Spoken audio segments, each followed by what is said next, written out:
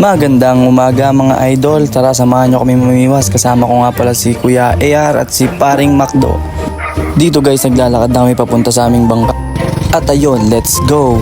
Lord, maraming salamat sa araw na napakaganda para kami makapangisda at makapunta sa laot para makahuli ng inyong biyaya. At dito ngayon mahanap na kami ng aming pepestuhan. At dito ngay agarang sinibaran si Kuya AR ng bisugo. Kaya naman hila-hila niya ang kanyang nahuli.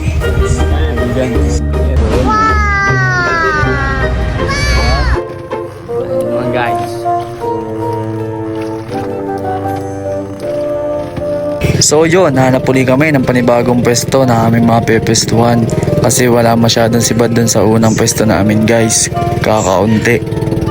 Sa pagkakataong ito, ako naman ang magpapakitang gilas. Wala daw kasi akong bitaw, sabi ni Kuya Wilson. Walang bitaw dyan, oh. Hindi ka mananalo sa akin, boy. Di ba? Umpisa pa lang.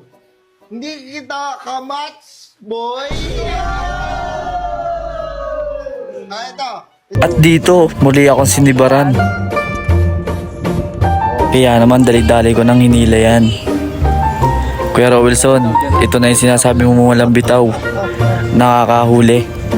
At dito guys, pauwi na kami ng mga oras na to. Maraming salamat Lord kasi safe kami nakauwi. So ayun guys, ito nga pala naging party ko.